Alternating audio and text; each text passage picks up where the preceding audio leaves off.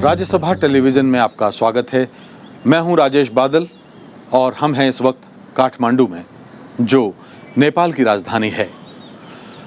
भारत का ये खूबसूरत पड़ोसी देश पिछले 3-4 दिनों से तबाही और बर्बादी का खौफनाक मंजर देख रहा है। पिछले 100 साल में ज़लज़ले का सबसे विकराल चेहरा। भूकंप के इसी गुस्से पर है हमारा आज का विशेष।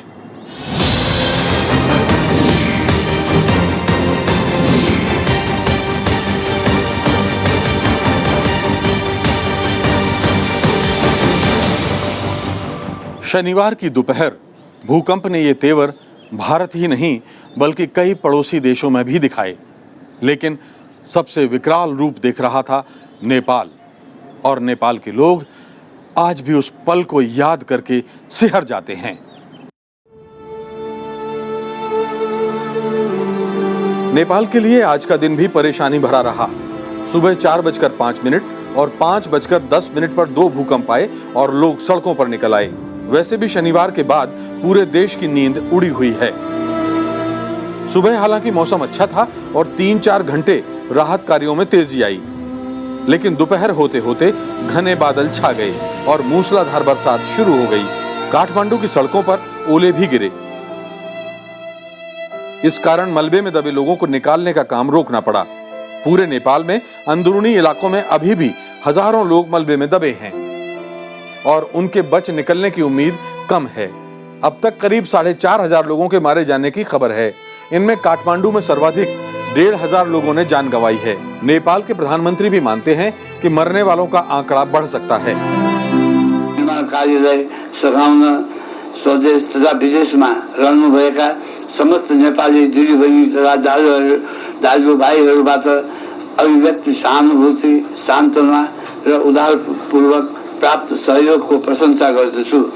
स्वेच्छाले यस्तो परोपकारी कार्यमा राहत बढाउनु हुने समस्त महानुभावहरूप्रति म कृतज्ञता व्यक्त गर्दछु। इस बीच भारत से भेजी गई बचाव दल की टुकड़ियों ने भी लोगों को निकालने का और बचाने का काम तेज कर दिया। भारतीय वायुसेना ने भूकंप के कारण अंदरूनी इलाकों में फंसे लोगों को सुरक्षित स्थानों पर पहुंचाया। भारतीय स्वयंसेवी संगठन भी बड़ी मात्रा में कपड़े, पानी, दवाइयां और तंबू जैसे आवश्यक सामान की आपूर्ति कर रहे हैं। राहत कार्यों में भारत की भूमिका की अमेरिका ने भी सराहना की है। उधर उत्तर प्रदेश और बिहार की सरकारों ने अपने स्तर पर बचाव कार्यों में अपने तंत्र को झोंक दिया है। हालांकि आज भी विमान सेवाएं अस्त व्यस्त रहीं, मगर सैनिक विमानों और सड़क के जरिए लोग सुरक्षित भारत पहुंचते रहे। और ये ऑपरेशंस पिछले 72 घंटे से चल रहा है। हमारे जवान जो हैं दिन रात मेहनत करके और इन शवों को और इन जिंदा लोगों को निकाल रहे हैं।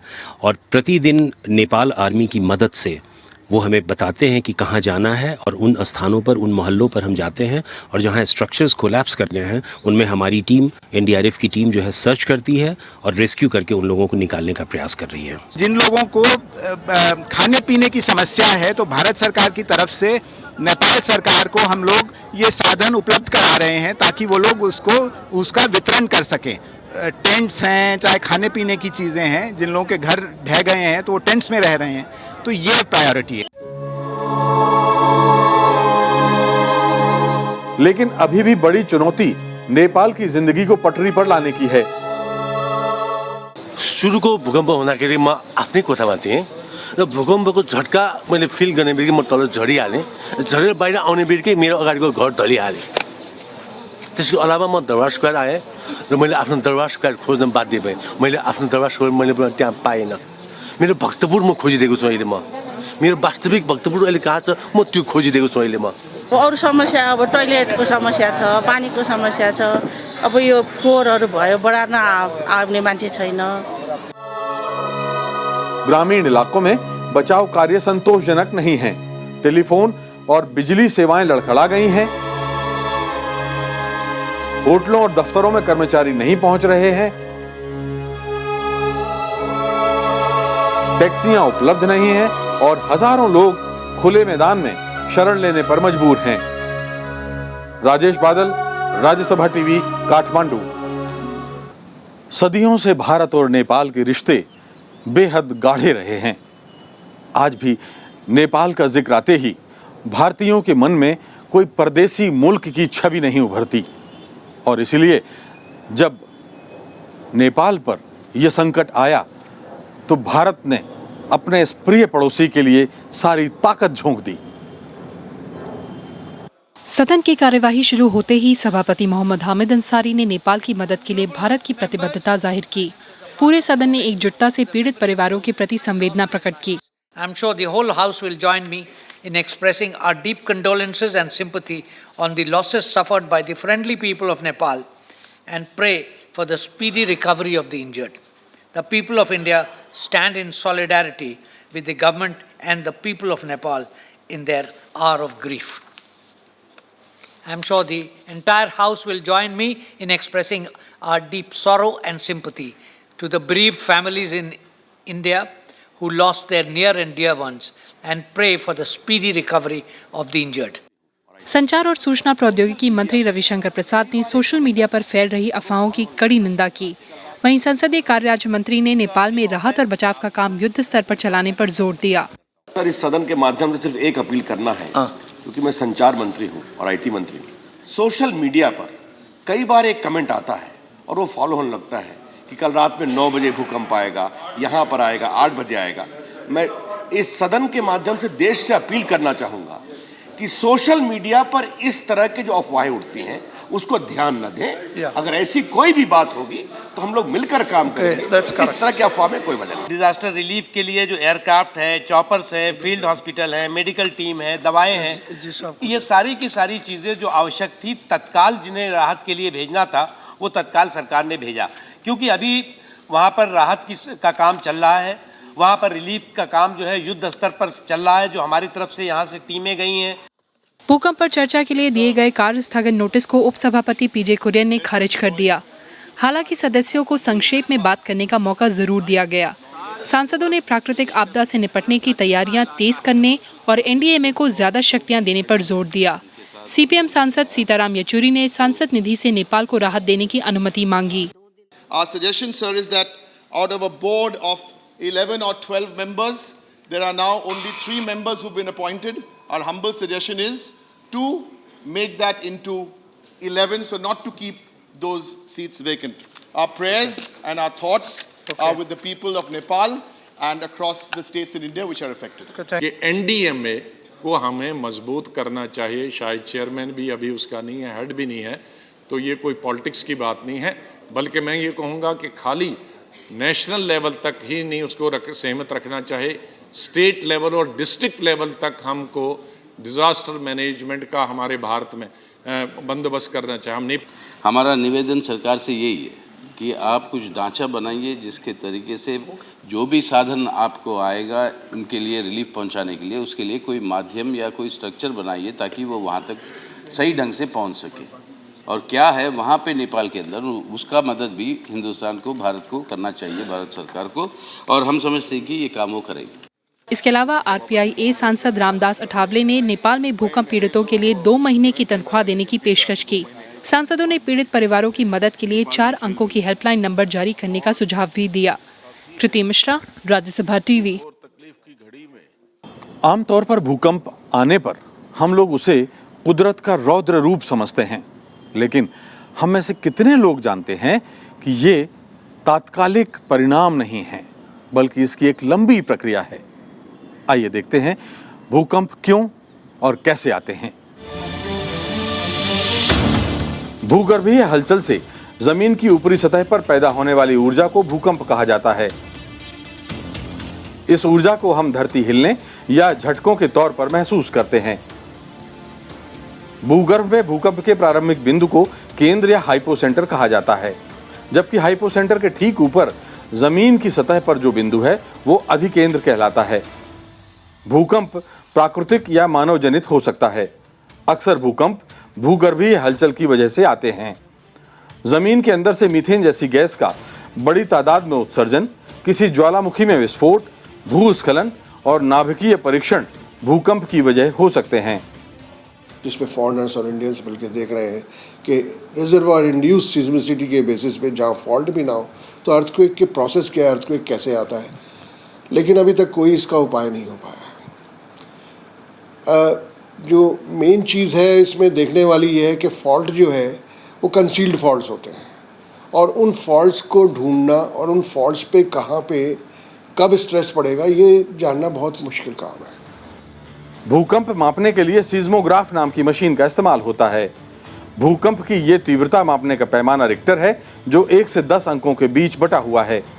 रिक्टर पैमाने का हर स्केल पिछले स्केल के मुकाबले 10 गुना ज्यादा ताकतवर होता है। धरती पर रोजाना छोटे मोटे भूकंप अक्सर आते हैं, लेकिन इन्हें सिर्फ सीज़मोग्राफ पर ही महसूस किया जा सकता है। रिक्टर स्केल तो जो कही जाती है वो सेंटर पर देखी जाती है, लेकिन जैसे जैसे सेंटर से दूर जाता है उसका तीव्रता कम होती जाती है। दिल्ली में करीब 5 की तीव्रता थी, और जहां तक समय अवधि का सवाल है, ये अलग अलग स्थानों पर अलग अलग उसकी अवधि रहती है। रिक्टर स्केल पर 0 से 1.9 की तीव्रता के भूकंप अक्सर रिकॉर्ड किए जाते हैं, लेकिन इन्हें महसूस नहीं किया जा सकता। 3 से 3.9 की तीव्रता वाले भूकंप के हल्के झटके महसूस किए जा सकते हैं। भूकंप की तीव्रता अगर 4 से 4.9 है तो घरों की खिड़कियां टूट सकती हैं। 7 से 9 की तीव्रता वाले भूकंप भारी तबाही ला सकते हैं, जबकि रिक्टर स्केल पर 9 से ज्यादा की तीव्रता विनाशकारी होती है। ये जमीन के नजदीक हो तो जमीन लहराती नजर आएगी, जबकि समंदर के नजदीक होने पर सुनामी आ सकती है। ये बड़ा भूकंप है और बड़े भूकंप के आफ्टर शॉक्स आते हैं, तो लोग एहतियात बरतें। जब भी वापस कोई हलचल महसूस करें तो सावधानी बरतें, बिल्डिंग से बाहर आए, क्योंकि 7.0 और 7 इससे ऊपर के भूकंप का डैमेज पोटेंशियल होता है। यहाँ तक कि जो पक्के हाउस जो वेल बिल्ट नहीं है उनको भी थोड़ा नुकसान हो सकता है। कच्चे हाउस में काफी नुकसान करने की इसकी क्षमता होती है। दरअसल हमारी धरती कई भूगर्भीय प्लेटों को जोड़कर बनी है। ये प्लेट स्थायी नहीं होती और इनके आपस में टकराने से जमीन में भारी हलचल होती है। सतह के नीचे जमीन की परत ठंडी होने और कम दबाव की वजह से नर्म होती है। आमतौर पर हल्के टकराव से पैदा हुई ऊर्जा जमीन सोख लेती है, लेकिन ये ऊर्जा ज्यादा हो तो धरती की सतह पर भी महसूस होती है। भूकंप आने से न सिर्फ धरती बल्कि समंदर में भारी हलचल होती है, जिनकी वजह से कई बार भारी नुकसान होता है। जगह मुर्तजा के साथ राजेश बादल, राज्यसभा टीवी, काठमांडू। दरअसल भारतीय उपमहाद्वीप में इस तरह के भूकंप अप्रत्याशित नहीं हैं। थोड़े थोड़े अंतराल के बाद यहां झटके आते रहे हैं। इन दिनों हिमालय के इर्द गिर्द धरती के भीतर इस तरह की सरगर्मियां तेज हैं। एक नजर इस इलाके में जलजले के सिलसिले पर।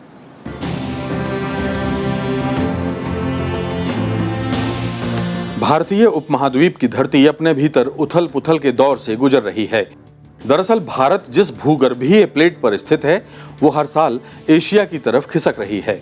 मध्य एशिया की तरफ हर साल ये करीब 47 मिलीमीटर खिसक रही है।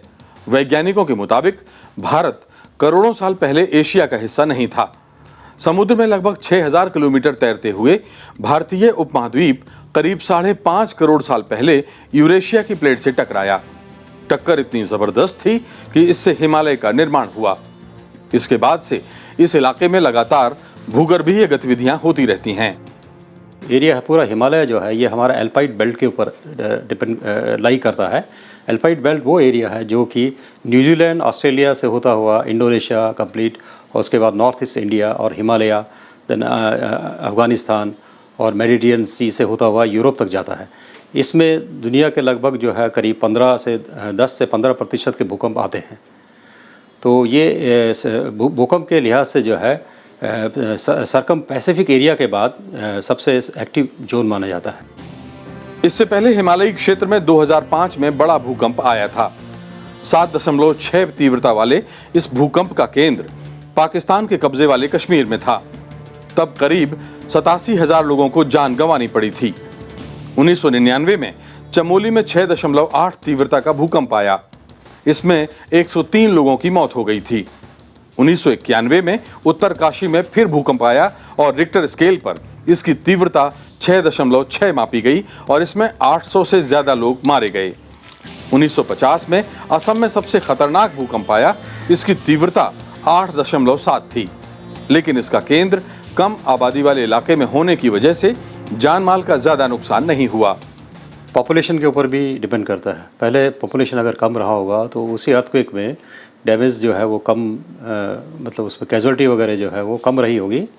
उसी मैग्नीट्यूड के अर्थक्वेक आने पर, क्योंकि पॉपुलेशन बड़ा है, बिल्डिंग अगर प्रॉपर डिज़ाइन नहीं किया गया है तो concentration of the so risk हमेशा ज़्यादा रहता है। वैज्ञानिकों का मानना है कि भारतीय और यूरेशियन प्लेट के नीचे जो ऊर्जा जमा है, यदि वो जमीन की सतह पर आती है तो हिमालय क्षेत्र में 8.4 तीव्रता के कम से कम 4 भूकंप आ सकते हैं। 1950 से पहले के 50 साल में इस इलाके में 4 बड़े भूकंप आए, जिनकी तीव्रता 8.4 या उससे ज्यादा थी।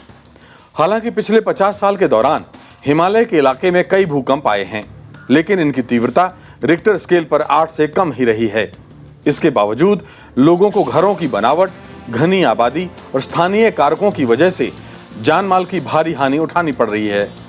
में जो मैक्सिमम सिस्मिक अफेक्ट जहां होता है उसको जोन 5 में दिया गया है। और जैसे कि हमारे नॉर्थ ईस्ट इंडिया में का पोर्शन ले लीजिएगा, या वेस्टर्न नॉर्थ वेस्ट हिमालय है, कश्मीर है, ये भी जोन 5 एरिया में आते हैं। तो पूरा नेपाल भी लगभग इसी जोन में के अंदर आता है। और यहाँ मैक्सिमम जो है प्रोन एरिया होने के कारण मैक्सिमम क्षति इन एरियाज के अंदर होती है।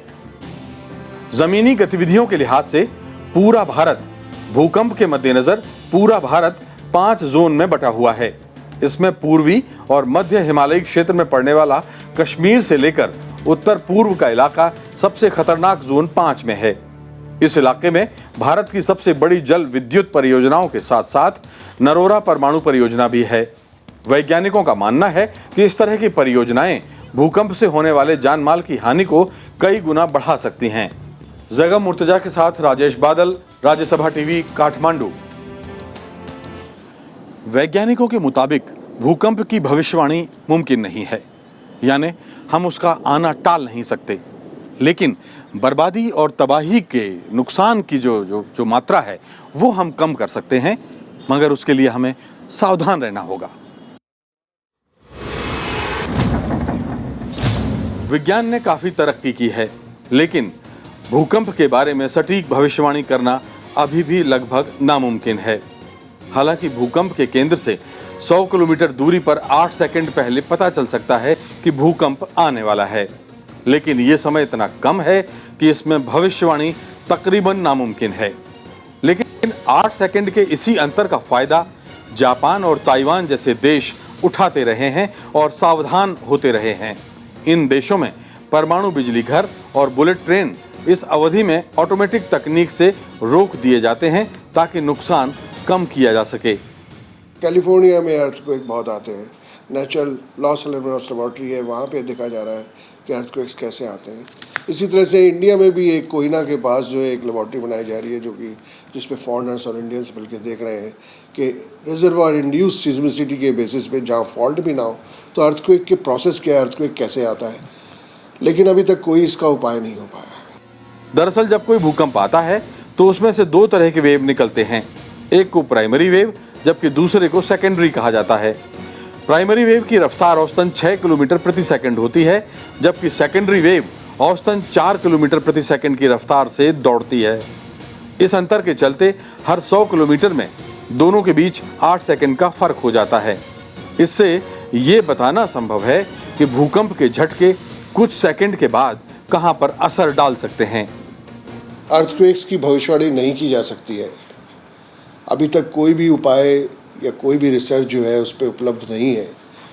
बहुत तरह के एक्सपेरिमेंट किए जा रहे हैं और एक नेचुरल लेबॉर्ट्रीज बनाई गई हैं जहाँ पे फॉल्ट्स हैं, और उन फॉल्ट पे जैसे पानी का उछाल है या पानी किस तरह से मूव करता है, बर्ड्स पे क्या होता है, एनिमल्स पे इफेक्ट क्या होता है, इस तरह के बहुत सारे एक्सपेरिमेंट्स जो हैं वो किए जा रहे हैं। हालांकि कुत्तों समेत कुछ दूसरे जानवर भूकंप को कुछ समय पहले भांप सकते हैं, लेकिन इस दिशा में अभी तक कोई वैज्ञानिक शोध नहीं हुआ है। इसलिए जानवरों के सहारे भूकंप की भविष्यवाणी को प्रामाणिक नहीं माना जा सकता। भूकंप से बचना संभव नहीं है। घनी आबादी, जर्जर मकान और घटिया ढंग से बनी इमारतें भूकंप के लिहाज से बेहद खतरनाक हैं। इनसे दूर रहकर जान माल का खतरा कम किया जा सकता है। जगह मुर्तजा के साथ राजेश बादल, राज्यसभा टीवी, काठमांडू। भारतीय उपमहाद्वीप में आए भूकंप पर यह था नेपाल से हमारा खास विशेष जलजले से जंग। देश और दुनिया की बाकी खबरों के लिए देखते रहिए राज्यसभा टेलीविजन।